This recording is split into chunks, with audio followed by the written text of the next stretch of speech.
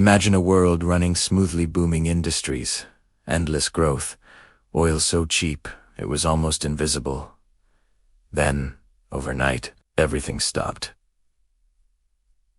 Long lines at gas stations, governments rationing fuel, prices quadrupling in months. The West, rich, powerful, industrialized, brought to its knees by a handful of oil producers.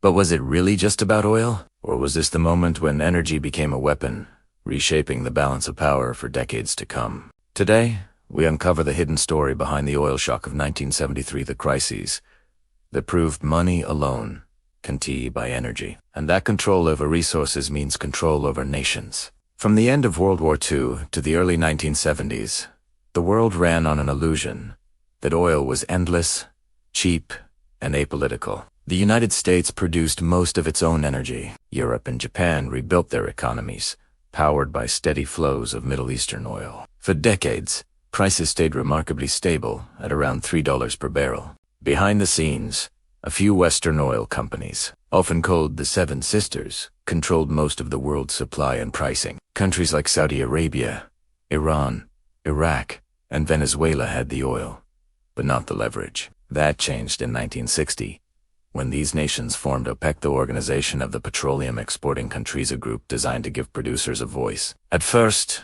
few took them seriously, but everything was about to shift. The cracks in the global energy system had already begun to show. By the early 1970s, several warning signs were flashing red. U.S. oil production peaked in 1970 and started to decline. American demand for oil kept rising. Cars were bigger, highways longer, lifestyles more energy. Imports filled the gap, making the U.S. and Europe increasingly dependent on Middle Eastern oil. Meanwhile, OPEC nations wanted higher prices and more control over their resources. Then came another blow. In August 1971, President Richard Nixon ended the convertibility of the U.S. dollar into gold, effectively dismantling the Bretton Woods system. Oil was priced in dollars, and as the dollar's value fell, oil revenues lost purchasing power. The producing nations felt cheated. In short, oil exporters wanted fairness, importers wanted stability, and both sides were about to collide. October 6, 1973. As much of Israel observed Yom Kippur, Egypt and Syria launched a surprise attack, the Yom Kippur War. The conflict sent shockwaves through the Middle East and beyond. The United States and its allies rushed to support Israel. Arab nations, angered by this support, decided to strike back not with bullets, but with barrels. On October 17, 1973, the Arab members of OPEC announced a total oil embargo on nations supporting Israel, including the United States, the Netherlands, and others. They also agreed to cut oil production by 5% each month until their political goals were met. For the first time in modern history, oil was being used deliberately as a political weapon. Within weeks, the price of crude oil quadrupled from about $3 per barrel to nearly $12. The economic and psychological shock was immediate and devastating. The world's richest nations were suddenly out of breath. In the United States, gasoline shortages caused lines stretching for blocks. Drivers could only buy fuel on certain days. Trucking slowed, air travel fell, and inflation soared. Europe and Japan were hit even harder, being far more dependent on imported oil. Factories went dark. Governments lowered speed limits and rationed heating oil. For ordinary people, it was a new kind of crisis, not a war, not a recession, but something invisible that touched every part of daily life. Energy, once taken for granted, was now precious, and for the oil producers, they were suddenly the new power brokers. Saudi Arabia's king, Faisal, emerged as the central figure, a leader who believed the West needed to feel the pressure to understand the Arab cause. For the first time, the balance of power between producers and consumers had flipped. This didn't end when the embargo was lifted in March 1974. It left behind something far more enduring: stagflation, a toxic mix of economic stagnation and rising prices. In the U.S., inflation hit double digits and unemployment rose. Stock markets fell sharply. Confidence in leadership eroded, especially as the Watergate scandal unfolded alongside the crisis.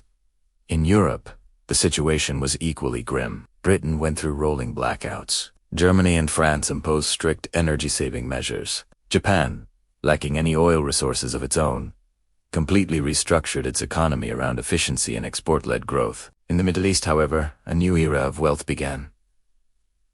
Petrodollars flooded in. Cities like Riyadh and Kuwait City expanded rapidly. OPEC nations realized they could shape global politics through control of energy. The illusion of infinite, cheap oil was gone forever. In the years that followed, Western governments scrambled for solutions. President Nixon announced Project Independence, aiming for U.S. energy self-sufficiency by 1980. It failed. President Carter later declared the energy crisis the moral equivalent of war. He pushed for conservation, solar energy, and new efficiency standards, but public interest faded once oil prices stabilized. Meanwhile, deregulation and short-term fixes often made things worse. Price controls distorted supply. New drilling took years to materialize. Alternative energy was still in its infancy. The truth was simple. No quick fix could undo decades of overdose. The 1973 oil shock had exposed a fundamental weakness, one that couldn't be patched with policy slogans. The events of 1973 redefined energy not as a commodity, but as a strategic asset. For producers, oil became leverage. For consumers, it became vulnerability. In global diplomacy, barrels mattered as much as bullets. Energy security entered the core of national defense strategies, and the ripple effects were vast. The Petrodollar system was born, where oil continued to be priced in US dollars, reinforcing the dollar's global dominance. Massive wealth transfers reshaped global finance. Developing nations fell into debt as energy costs skyrocketed. The oil shock didn't just change economics, it changed power itself. Fast forward to today, the players have changed, but the game hasn't. The same patterns keep returning. Over-reliance on single suppliers, underinvestment in alternatives, and political shocks turning into price shocks. In 2022, when Russia invaded Ukraine, Europe faced its own modern oil shock. Gas prices soared, inflation hit record highs, and the price energy weapon resurfaced 50 years after 1973.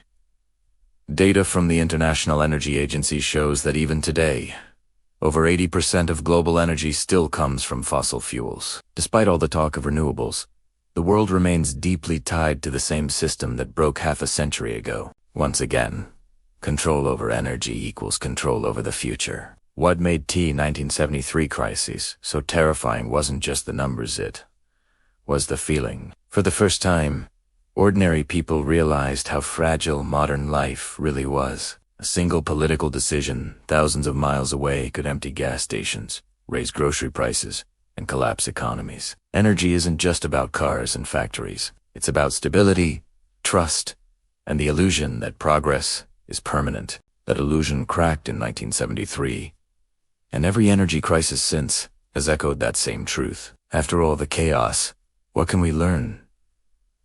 First, energy is power. Whoever controls energy controls the pace of civilization. Second, dependence is weakness. The crisis exposed how fragile dependence can be. Third, change is inevitable. The nations that adapted, like Japan, turned crisis into transformation. So, here's the question.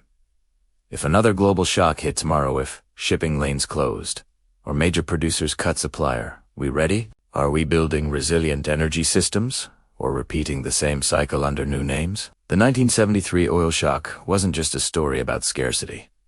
It was a warning about complacency. Energy isn't guaranteed. It's managed, balanced, and fiercely contested. 50 years later, the oil shock of 1973 still echoes in every policy debate, every gas price spike, every argument about energy independence. It taught us that power doesn't just come from technology or money. It comes from control of what fuels them both. So next time you fill your car or turn on a light, remember, energy has always been more than fuel. It's leverage, it's survival, it's the pulse of civilization. If you found this story insightful, hit subscribe and tap the notification bell. Share your thoughts below. Do you think the world learned from the 1973 oil shock? Or are we still making the same mistakes? Thank you for watching.